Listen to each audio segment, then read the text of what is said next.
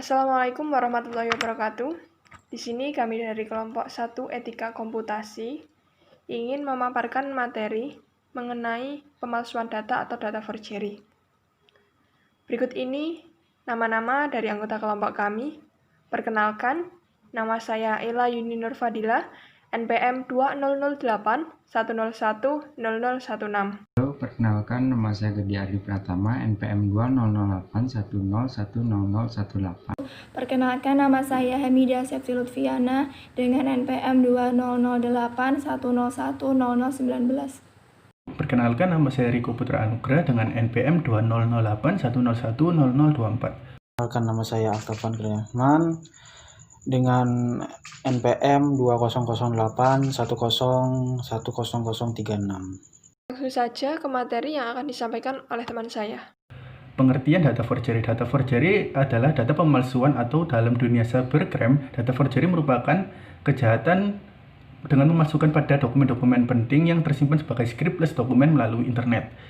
Kejahatan ini biasanya ditujukan pada dokumen-dokumen e-commerce dengan membuat seolah-olah terjadi salah ketik yang menguntungkan si pelaku karena korban akan memasukkan data pribadi dan nomor kartu kredit yang telah disalahgunakan. Nah, data forgery biasanya diawali dengan pencurian data-data penting baik itu disadari atau tidak disadari oleh pemilik data tersebut. Jenis-jenis data forgery itu ada dua, yang pertama server side dan client side.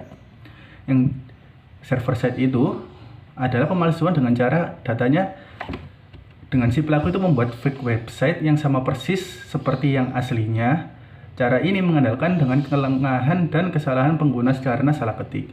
Yang kedua adalah client side. Penggunaan ini sebenarnya bisa dibilang lebih mudah dibandingkan dengan server side karena si pelaku tidak perlu menggunakan fake website. Si pelaku hanya memanfaatkan sebuah aplikasi yang sebenarnya legal, hanya saja penyalahgunaannya disalahgunakan. Faktor-faktor terjadinya kejahatan data forgery. Yang pertama, faktor politik.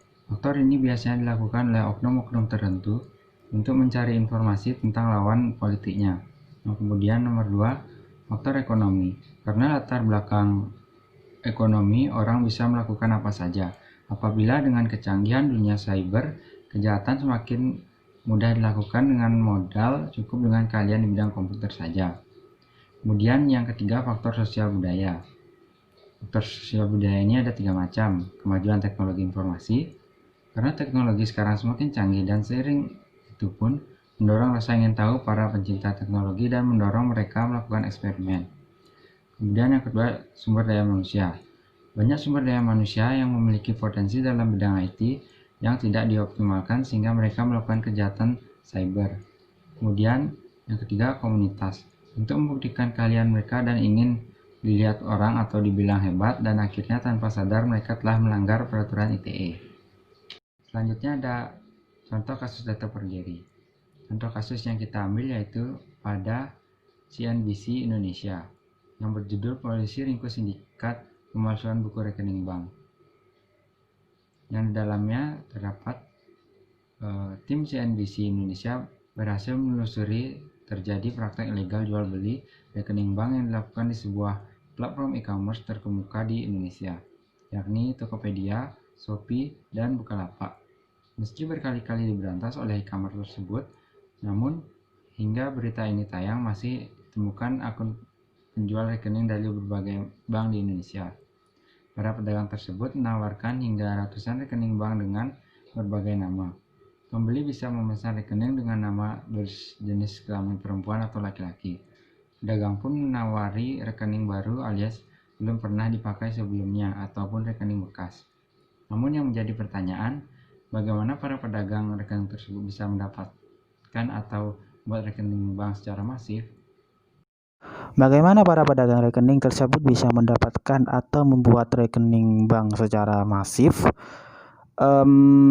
Pakar keamanan dari Vaksin.com Alphonse Tanujaya mengungkapkan masalah utama pada pembuatan rekening bank bodong secara masif ini bermuara pada mudahnya mendapatkan tanda pengenal, termasuk ektp asli yang dipalsukan.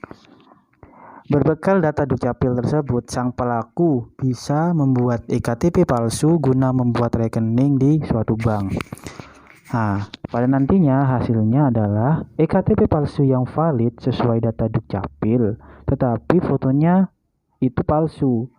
Ini yang membuat KTP bodong tetap bisa digunakan karena datanya valid. Untuk itulah, Alphonse ini menyarankan agar bank harus ekstra hati-hati membukakan rekening baru dan melakukan screening yang lebih baik untuk mencegah penyalahgunaan tanda pengenal yang bodong. Apalagi, tuturnya yang membeli akun ini juga melakukan tindakan melanggar hukum. Nah, akunnya pada gambar ini. Karena menggunakan akun orang lain yang bukan haknya, sehingga kemungkinan besar memang digunakan untuk tujuan yang tidak baik.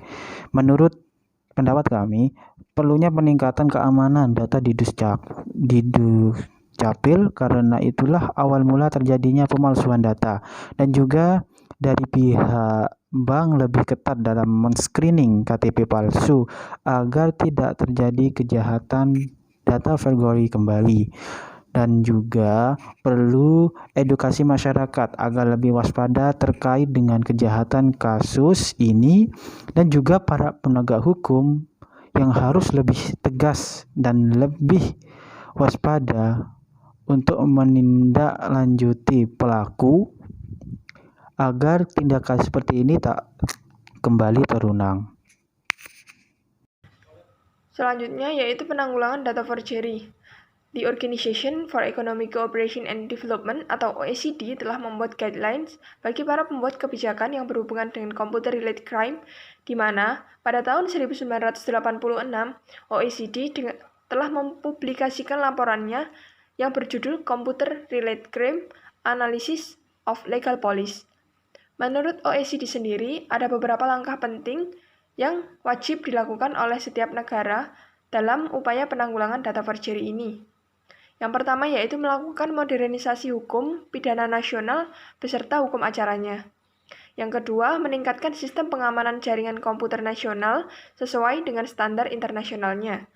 Yang ketiga, meningkatkan pemahaman serta keahlian aparatur penegak hukum tentang upaya pencegahan, investigasi, dan penuntutan perkara-perkara yang berhubungan dengan cybercrime. Yang keempat, meningkatkan kesadaran warga negara mengenai masalah cybercrime, serta pentingnya mencegah kejahatan tersebut agar tidak terjadi. Dan yang terakhir yaitu meningkatkan kerjasama antar negara, baik itu bilateral, regional, maupun multilateral dalam upaya penanganan cybercrime. Selanjutnya yaitu pencegahan data forgery. Menurut pendapat kami, kejahatan pemalsuan data ini dapat dicegah melalui beberapa cara, yaitu yang pertama, perlu adanya cyber law. Yang kedua, sosialisasi yang lebih intensif kepada masyarakat.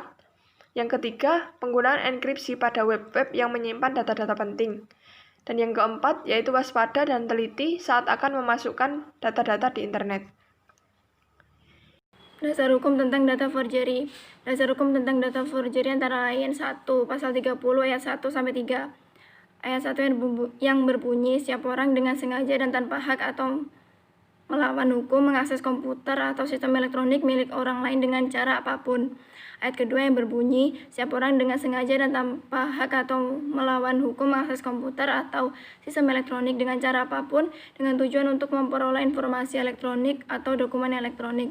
Ayat 3 yang berbunyi, setiap orang dengan sengaja dan tanpa hak atau melawan hukum mengakses komputer atau sistem elektronik dengan cara apapun dan melanggar, menerobos, melampaui, dan menjebol sistem pengamanan. Kedua, pasal 35 yang berbunyi, setiap orang dengan sengaja dan tanpa hak atau melawan hukum melakukan manipulasi, penciptaan, perubahan, penghilangan, pengerusakan informasi elektronik atau dokumen elektronik dengan tujuan agar informasi elektronik atau dokumen elektronik tersebut dianggap seolah-olah data yang otentik. Ketiga, pasal 46 ayat 1-3. Ayat 1 yang berbunyi, setiap orang yang memenuhi unsur sebagaimana dimaksud dalam pasal 30 ayat 1 dipidana dengan pidana penjara paling lama 6 tahun dan denda paling banyak 600 juta rupiah. Ayat kedua yang berbunyi, setiap orang yang memenuhi unsur sebagaimana dimaksud dalam pasal 30 ayat 2 dipidana dengan pidana penjara paling lama 7 tahun dan denda paling banyak 700 juta rupiah. Ayat ketiga yang berbunyi, setiap orang yang memenuhi unsur sebagaimana dimaksud dalam pasal 30 ayat 3 dipidana dengan pidana penjara paling lama 8 tahun dan denda paling banyak 800 juta rupiah. Yang keempat, pasal 51, setiap orang yang memenuhi unsur sebagaimana dimaksud dalam pasal 35 dipidana penjara paling lama 12 tahun dan denda paling banyak 12 miliar rupiah. Jadi kesimpulannya, data forgery merupakan sebuah kejahatan dunia maya yang sangat berbahaya.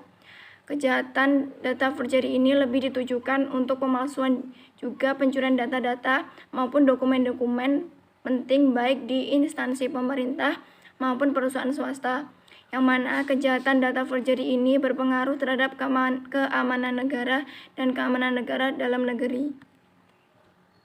Itu tadi sedikit penjelasan mengenai data forgery yang dapat disampaikan oleh kelompok 1. Apabila ada kurang dan lebihnya, kami mohon maaf yang sebesar-besarnya. Dan kami akhiri, wassalamualaikum warahmatullahi wabarakatuh.